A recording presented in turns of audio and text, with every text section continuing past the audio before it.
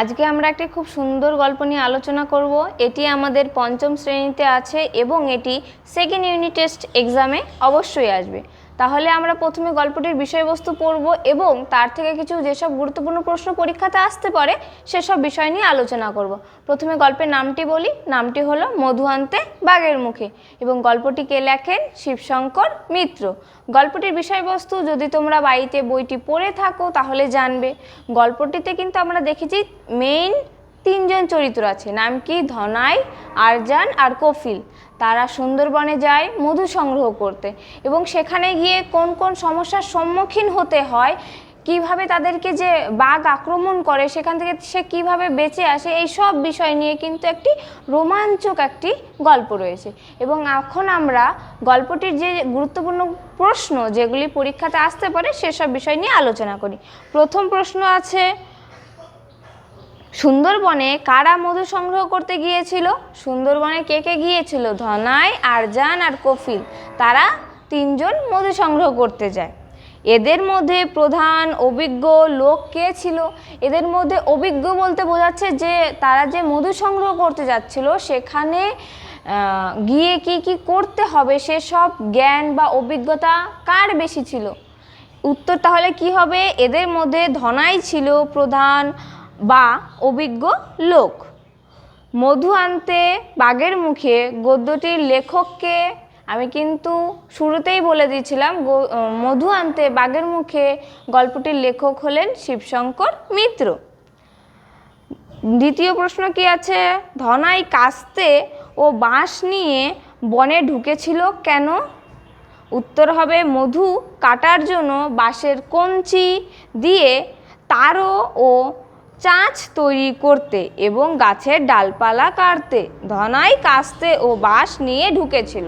এবার সে যেহেতু জঙ্গলে বা বনে যাচ্ছে মধু সংগ্রহ করতে, এখন সেখানে তো জঙ্গল থাকবে, সেখানে যাওয়ার জন্য একটা রাস্তার তো প্রয়োজন, যার জন্য সে কাস্তে নিয়ে যাচ্ছিল যাতে রাস্তার মধ্যে যেসব জঙ্গল আছে সেগুলি কেটে সে পরিষ্কার রাস্তা তৈরি করে সেখান দিয়ে যেতে পারে। মৌচাক খোঁজার সহজ উপায় কি? এবার বনে তো এত ঘন জঙ্গল, কোথায় কোন মৌমাছি মৌচাক তৈরি করেছে সেটাকে খোঁজার জন্য তো উপায় দরকার।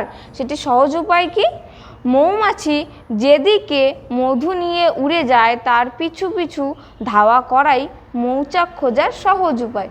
মৌমাছি মধুর যে তৈরি করে বা ফুল থেকে যে নেয় ওটা তো নিয়ে কোথাও রাখবে, সেটা ও কোথায় রাখবে? সেই মৌচাকে গিয়ে রাখবে। তাহলে যদি কেউ সেই মৌমাছির পিছু করে, মানে সে কোথায় উড়ে যাচ্ছে তাকে দেখে বা তার পিছনে পিছনে যায়, তাহলে সে বুঝতে পারবে যে মৌচাকটা আসলে কোথায় আছে। সেভাবেই কিন্তু তারা একটি মৌচাককে খুঁজে পেত। ফুল ফোটার সময় সুন্দরবনে কোন কোন গাছে হলুদ ফুল দেখা যায়? ফুল ফোটার সময় সুন্দরবনে খলসে গাছে হলুদ রঙের ফুল দেখা যায়। কোন গাছে দেখা যায়? খলসে গাছে। সুন্দরবনের নদীর জল কেমন? সুন্দরবনের যে নদীগুলি আছে সেগুলির জল কেমন? সেগুলির জল কেমন? নোনতা বা বলতে পারো নোনা বা লোনা, যেটা হচ্ছে লবণাক্ত। যেটা হয় সমুদ্রের জল যেমন লবণাক্ত লাগে, নোনা হয় সেমন জল। মৌচাক থেকে মধু কাটার পর মধু কিসে রাখা হয়? এবার কোনো মৌচাক থেকে কেউ যদি মধুটা কাটে সেখান থেকে যে মধুটা বের হবে সেটা তো কিছুতে রাখতে হবে। সেটা কিসে রাখা হয়? কলসি বা কোনো ধরনের একটা পাত্র যেটাতে রাখা হয়। আরজান ও কফিল কত পাত্র মধু পেয়েছিল? আরজান আর কফিল আর ধনাই যে গিয়েছিল তাদের মধ্যে আরজান আর কফিল কতটা মধু পেয়েছিল? আরজান ও কফিল প্রায় পাত্রের আধ কলসি মধু পেয়েছিল। তারা একটা কলসি নিয়ে গেছিল, সেই কলসিটি সম্পূর্ণ মধু পায়নি, তার অর্ধেক ভাগ, আধা যেটাকে বলা হয়, অতটা মধু পেয়েছিল। সুন্দরবনে হাঁটতে কষ্ট হয় কেন? ম্যানগ্রোভ অরণ্যে হেতাল ও গেও গাছের শ্বাসমূল ও প্রচ্ছেদন শুল মাটির ওপরে সূচের মতো উঠে থাকে বলে হাঁটতে কষ্ট হয়। ম্যানগ্রোভ অঞ্চল মানে সুন্দরবন অঞ্চলে যেসব হেতাল ও গেও গাছের শ্বাসমূল আছে সেগুলো কি হয়? মাটি থেকে একটু উঠে যায়, মাটির ওপরে উঠে যায়, যার কোনো সূচের মতো বা সুতোর মতো ওপরে ওঠে এবং সেখানে কি হয়, খালি পায়ে যদি কেউ যায় তখন হাঁটতে কিন্তু সমস্যা হয়। ধনাই হঠাৎ কি দেখে থমকে উঠল। ধনাই হঠাৎ মাথার ওপর প্রকাণ্ড এক মৌচাক দেখে থমকে দাঁড়িয়েছিল। ধনাই যখন বনের মধ্যে হাঁটছিল তখন তার মাথার উপরে দেখে একটি বড় মৌমাছির ঝাঁক তার মাথার উপরে। সেটা দেখে সে থমকে দাঁড়িয়ে যায়, মানে ভয় পেয়ে যায়। কলসি কাঁধে কে আগে আগে যাচ্ছিল? ধনাই কলসি কাঁধে নিয়ে আগে আগে যাচ্ছিল। তাহলে মাথায় কার কলসি ছিল? ধনাইয়ের মাথায় কলসি ছিল। কফিল ও আরজান কিভাবে ধনাইয়ের পিছন পিছন আসছিল? ধনাইয়ের তৈরি করা পথ ধরে কাঁধে ভার ও কলসি নিয়ে আরজান ও কফিল পিছন পিছন আসছিল। প্রশ্নটা কি বলছে? কফিল ও আরজান কিভাবে ধনাইয়ের পিছনে পিছনে আসছিল? ধনাই যখন আগে আগে চলছিল তার পিছনে কফিল আর আরজান কিভাবে আসছিল? পথের ধারে কাঁধে ভারী কলসি বা কলস নিয়ে তারা তার পিছন পিছন আসছিল। তাদের কাঁধে কি ছিল? ভারী কলস বা কলসি। সুন্দরবনে মধু কাটার মৌসুমে কোন হিংস্র পশুর ভয় সবচেয়ে বেশি থাকে?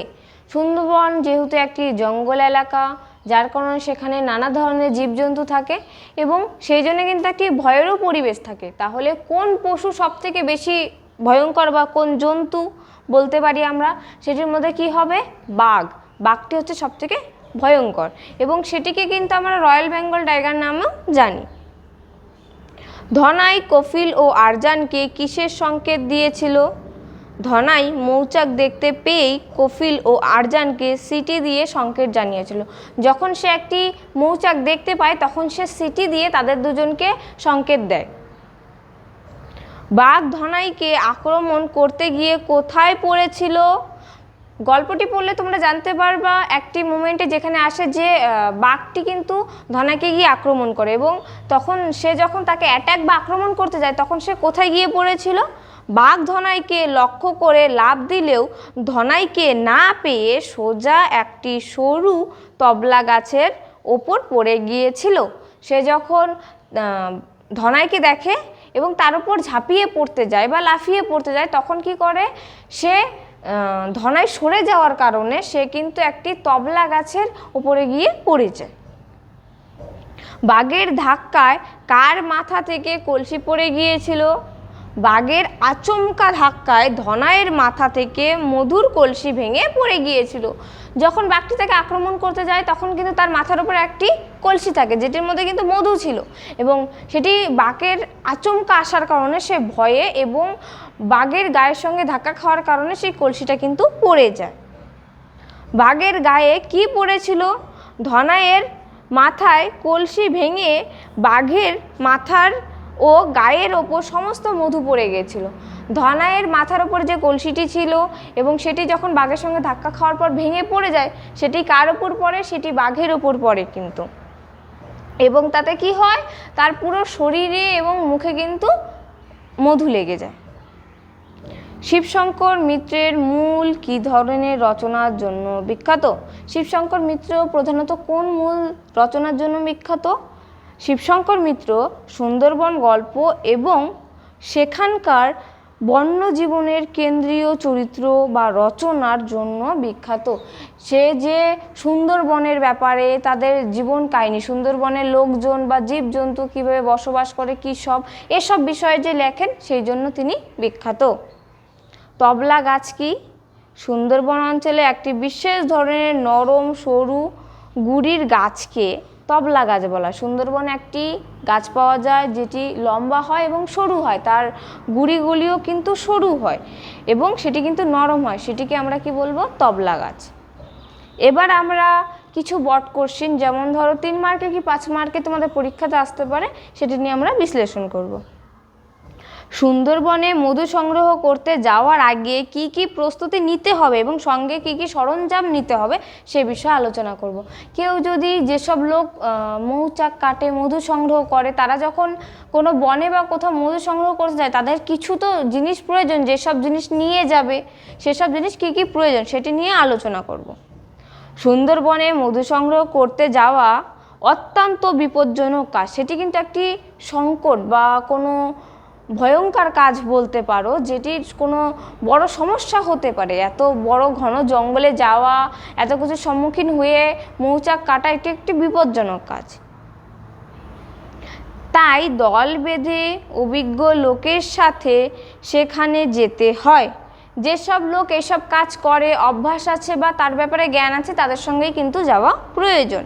এবার প্রস্তুতি এবং সরঞ্জাম, এই মৌচাক কাটতে যাওয়ার জন্য কী সব জিনিস প্রয়োজন সেসব এবং কি কি লাগবে সেসব প্রয়োজন। কি কি প্রয়োজন? মৌয়ালিরা সঙ্গে কাস্তে, বাঁশের লাঠি বা কঞ্চি এবং মধু রাখার জন্য বড় কলসি বা পাত্র নিয়ে যায়। মৌয়ালিরা যারা আছেন তারা কি নিয়ে যায়? কাস্তে দিয়ে কি করবে? সেখানে যে জঙ্গল আছে, জঙ্গলের যে লতা পাতা এসব কেটে যে রাস্তা তৈরি করবে, যার জন্য কাস্তে নিয়ে যায়। তারপরে কি নিয়ে যায়? বাঁশের লাঠি বা কঞ্চি যেসব হয় ওসব। আর মধু নেওয়ার পরে ওটা রাখার জন্য কোনো তো পাত্র প্রয়োজন, সেই জন্য কোনো কলসি বা কোনো পাত্র নিয়ে যায়। এছাড়া মৌমাছি তাড়ানোর জন্য বিশেষ ধোঁয়া বা তারও তৈরির ব্যবস্থা করা হতো। জঙ্গলে চলাচলের সময় হিংস্র জন্তু এবং বাঘের আক্রমণের বিষয়ে সজাগ থাকতে হতো। তারা যখন যায় তারা আরেকটি জিনিস কি নিয়ে যায়? মৌমাছির চাক থেকে মৌমাছিকে তাড়ানোর জন্য একটি বিশেষ ধোঁয়া, এবং তাকে আমরা আরেকটি নাম কি নামে জানবো? তারক, সেটির ব্যবস্থা করে নিয়ে যেত। এবং যখন জঙ্গলে যেত সেখানে নানা ধরনের হিংস্র প্রাণী থাকার কারণে সেখান থেকে সতর্ক থেকে সেখানে পৌঁছাতে হতো এবং বাঘের আক্রমণ থেকে তাদেরকে সজাগ থাকতে হতো। দ্বিতীয় প্রশ্ন কি আছে? ধনাই কিন্তু নদী পেরিয়ে ওপারে উঠেছে। ধনাই নদী পার হওয়ার পর বনের পরিবেশের যে বিবরণ পাওয়া যায় তা সংক্ষেপে লেখো।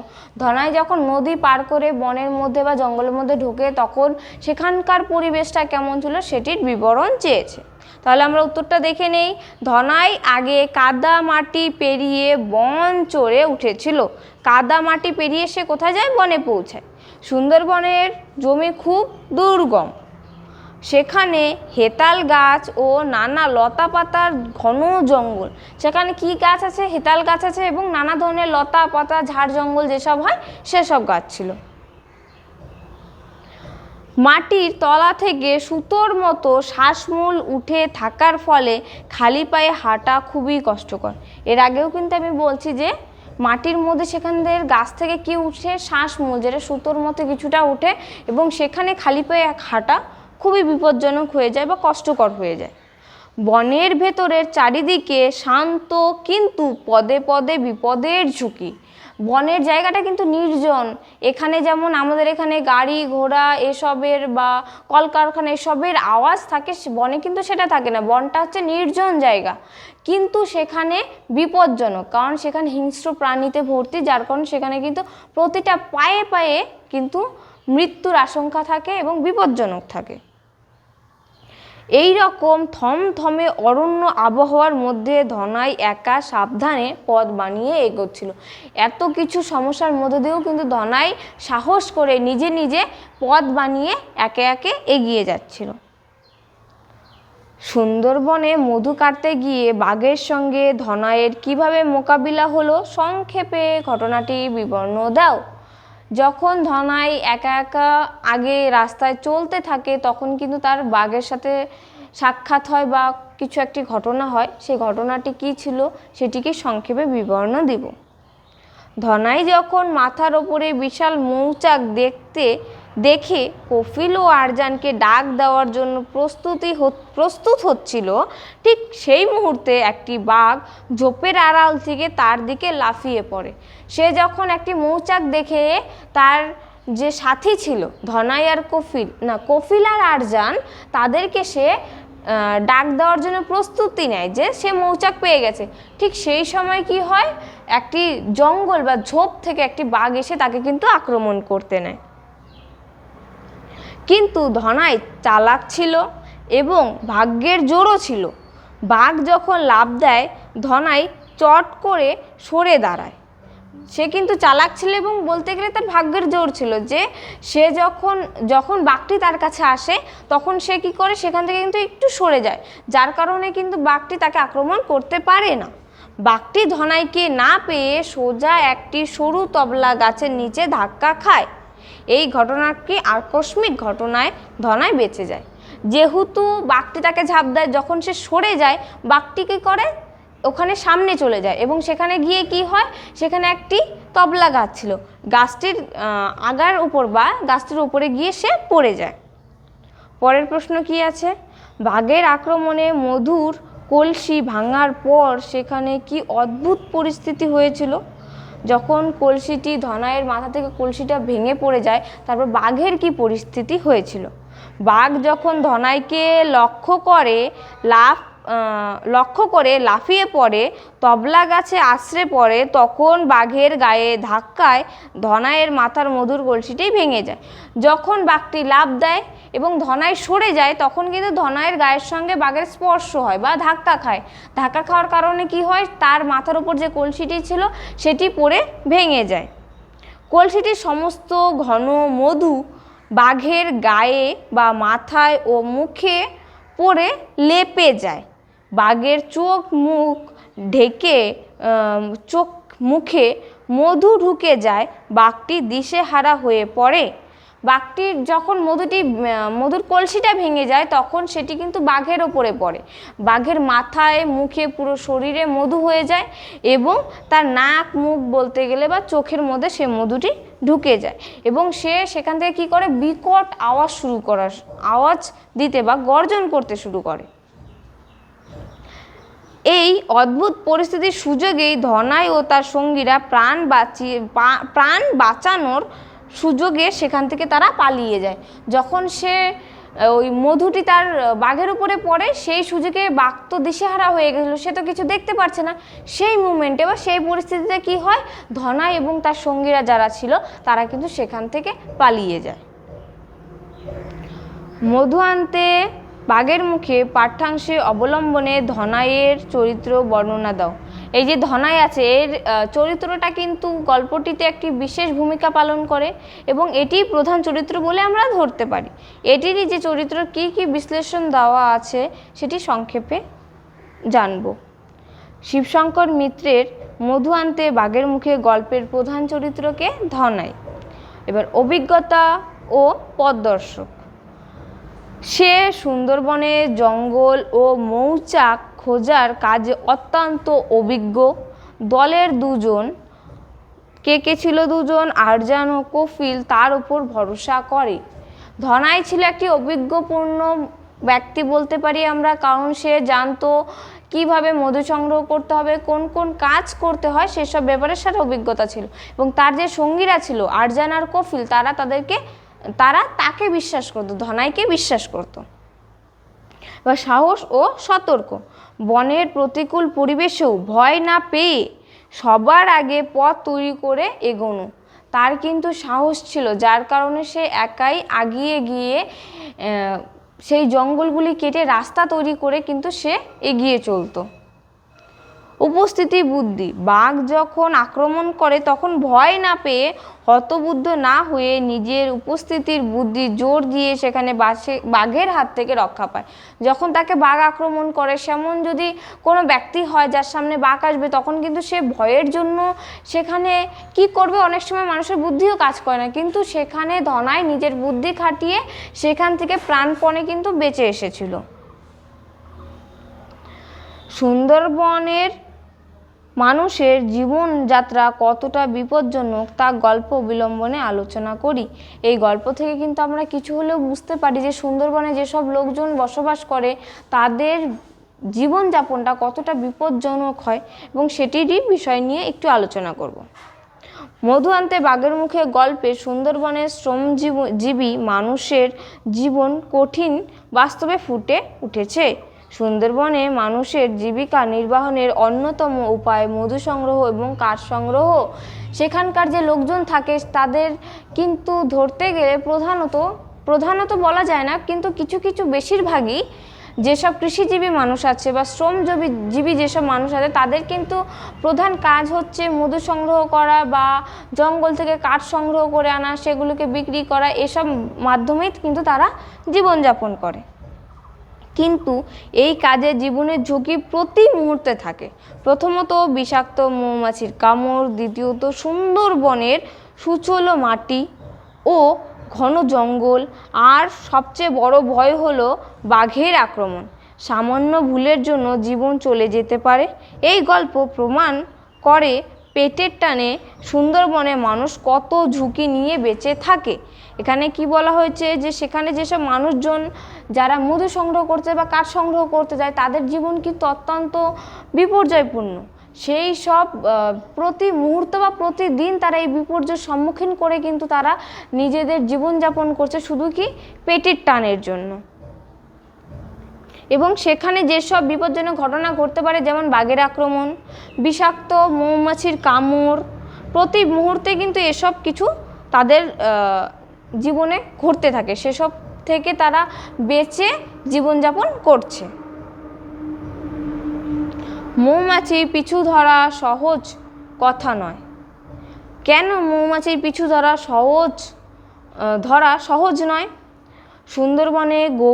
সুন্দরবনের গভীর অরণ্যে মৌমাছি মধু নিয়ে কোন দিকে উড়ে যাচ্ছে তার উপর নজর রেখে পিছু পিছু যাওয়া খুবই কঠিন কাজ। কোন এক জঙ্গলের মধ্যে গিয়ে একটি মৌমাছি কোন ফুল থেকে মধু নিয়ে কোথায় উড়ে যাচ্ছে তার পিছনে পিছনে যাওয়া কিন্তু খুবই একটি বিপজ্জনক এবং কঠিন কাজ। কারণ সুন্দরবনের অত্যন্ত ঘন ও মাটি অজস্র তীক্ষ্ণ শ্বাসমূল উঠে থাকে। খালি পায়ে কাটা ও শ্বাসমূল এড়িয়ে দ্রুত মৌমাছির গতির সাথে তাল মিলিয়ে যাওয়া অসম্ভব হয়ে পড়ে। সুন্দরবন যেহেতু একটি ঘন জঙ্গল, সেখানে অত্যন্ত ঘন জঙ্গল, এবং যেহেতু সেখানের মাটি থেকে শ্বাসমূল ওপরে ওঠে, যার কারণে খালি পায়ে সেখানে হাঁটাও সমস্যা হয়, বিপজ্জনক হয়ে যায়। এবং কোন একটি মৌমাছি উড়ে যাচ্ছে তার তীব্রতা বা তার সঙ্গে তাল মিলিয়ে তার পিছন পিছন যাওয়া, এটিও কিন্তু একটি খুবই মুশকিলকর কাম বা সমস্যাদায়ক কাম হতে পারে। এবং অনেক সময় দেখতে দেখতেই মৌমাছির মাথার ওপরে ঘন পাতা আর ডালপালা এরোলে অদৃশ্য হয়ে যায়। যখন ধরো কোনো মৌমাছির পিছনে কেউ তাড়া করছে, এবার মৌমাছিটি যদি অন্যদিকে চলে যায় বা লতা পাতার মধ্যে কোনো লতা পাতা চলে আসলো, কেউ দেখতে পাচ্ছে না, সেই মোমেন্টে কি হবে?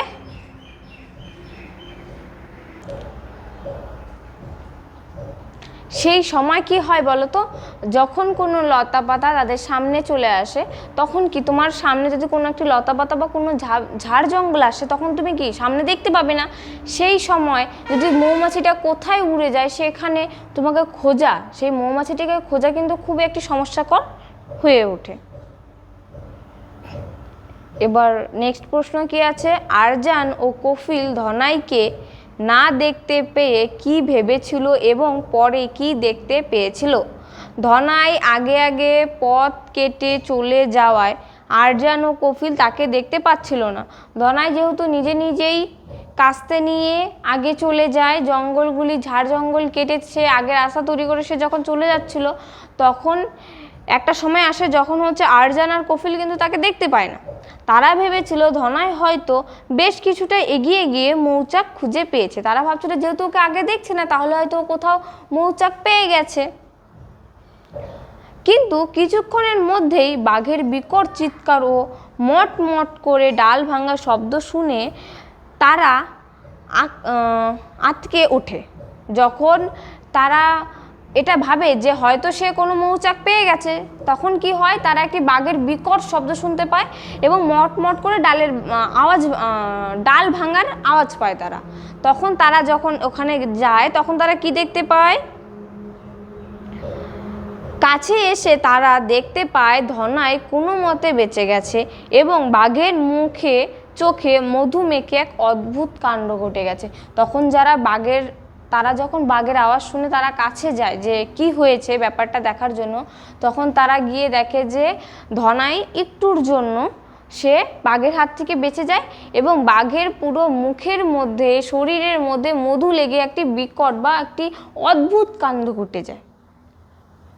তারও কি, এটি কিভাবে তৈরি করা হয় এবং কি কাজে লাগে, এই কয়েকবার কিন্তু আমি এই তারো শব্দটি ইউজ করছি এবং এই তারোটি কি এবং এটি কিভাবে তৈরি হয় এবং কি কি কাজে লাগে এই বিষয়ে বলবো। তারো হলো মৌচাক থেকে মৌমাছি তাড়ানোর এক বিশেষ ধরনের মশাল। মৌচাকের মধ্যে যেসব মৌমাছিগুলি থাকে সেগুলোকে কিভাবে তাড়াবো সেটির একটি বিশেষ ধরনের মশাল বা ধোঁয়া যেটাকে দেওয়া হয়, ধোঁয়ার মশাল ওটাকে বলা হয়। তৈরি ও ব্যবহার: শুকনো বাঁশের কঞ্চি, পাতা ও জ্বালানি একসাথে বেঁধে তাতে আগুন ধরিয়ে প্রচণ্ড ধোঁয়া তৈরি করা হয়। এটি হলো তারো। এই ধোঁয়ায় মৌচাকের দিকে ধরলে ধোঁয়ার চোটে মৌমাছিরা চাক ছেড়ে পালিয়ে যায়। তখন নির্বিঘ্নে মৌচাক কেটে মধু সংগ্রহ করা সম্ভব হয়।